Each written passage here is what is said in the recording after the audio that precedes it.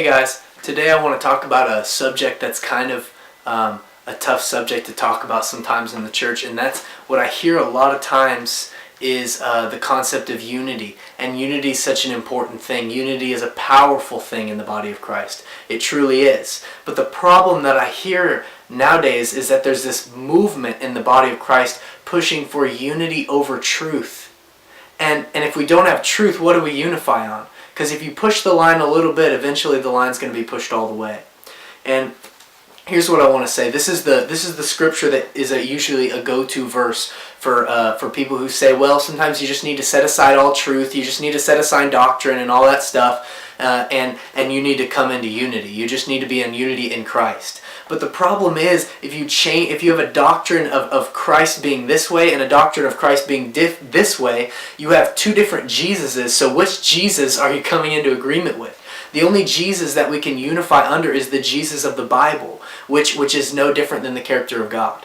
And so this is what I want to read. This is the go-to verse for people who say, well, we need to have unity over truth. It's John 17, verse 20 through 23. I do not pray for these alone, but also for those who believe in me through their word, that they may be one as you, Father, are in me, and as I in you, that they also may be one in us, that the world may believe that you sent me. And the glory which you gave me I have given them, that they may be one just as we are one. I in them and you in me, that they may be made perfect in one, and that the world may know that you sent me and have loved them as you have loved me. Awesome. Because we need to have unity in Christ. We need to have unity in truth. That's a powerful thing. Of course we do. But the problem, like I just said, is that if we don't have unity in truth, if we don't have unity according to what the scriptures say, there's going to be all these different ideas of who Jesus is, and we're going to try to come into unity on all these different Jesuses and all these different gospels, but there's only one gospel. Now, we love to go to that verse, but sometimes in the scriptures we read over verses that hit us the wrong way, and we don't really like them, so we just kind of skip over them and pretend they don't exist. This is one of those verses. I want to read this out of Galatians chapter 1, verse 6 through 8. Keep in mind the whole concept of unity. I marvel that you are turning away so soon from him who called you in the grace of Christ to a different gospel, which is not another gospel. But there are some who trouble you and want to pervert the gospel of Christ. But even if we or an angel from heaven preach any other gospel to you than what we have preached to you, let him be accursed. Oftentimes, people who say, "Well, we can't come into unity like that. We can't come into unity with false doctrine. We can't come into unity with a false Jesus, with a false gospel."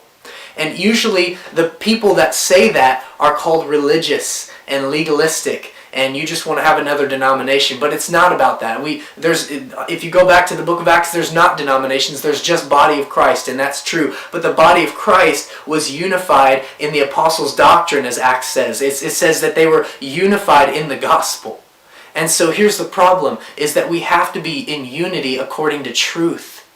And yes, everybody has their own opinions, unfortunately, but we have to come to a point where we see what the scripture says. We let the Holy Spirit teach us what the Bible is saying, not what tradition has taught us, not what our denomination has taught us, not what our growing up has taught us. Get rid of those things, take the religious glasses off, and allow the Holy Spirit to teach us what the Word of God is truly saying. And it's in that place that we can come into unity on truth. And just because, I want to say this, just because there's so much division today based off of opinions about the Word of God, doesn't mean that we put aside truth for the sake of unity. That's not the answer to this situation. This is kind of why this is an important thing for us to talk about today. If you go on YouTube and you can look up this video, but the Catholic Church, actually, the Vatican, Pope Francis has made a video, I think it was in 2016, but he made a video, basically he had Muslims, he had Hindus in it, he had Buddhists in it, he had Jewish people in it, and he had all these different people from these different religions, and they were all saying, hey, we're all one. We just call God a different thing. We're all children of God. And the Pope, the Vatican, is actually pushing through that video, is pushing for unity with other religions. You can kind of see the end times one world religion coming together through that. And at the same time, the Catholic Church is pushing for unity with Protestants. So we need to be careful about things like that. We need to be on our guard about things like this. And that little unity over truth, that little phrase like that is just a doorway open to coming into unity with things that are that the Bible says could disqualify our salvation. It's important that we know what the truth says and that we worship God in spirit and in truth. Because if we don't worship God in spirit and in truth, and if we worship our own idea of the God of the Bible, we've created an idol and we're an idolater. And the Bible says that idolaters will not inherit the kingdom of heaven in 1 Corinthians chapter 6. Unity is a powerful thing. Unity is an important thing. And I'm not throwing aside unity. I'm not throwing out unity. I'm not saying, well, we just need to be divided. We need to keep to ourselves. We need to say, well, if somebody has a different opinion than us about something, we just need to say, well, we just need to divide from them. That's not at all what I'm saying. What I am saying is we need to be careful about coming into agreement and coming into unity with gospels that are not the gospel of the Bible. With Jesuses who are not the true Jesus. Do you see what I'm saying?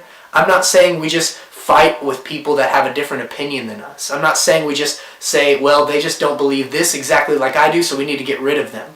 That's not what I'm saying at all. But we need to be careful.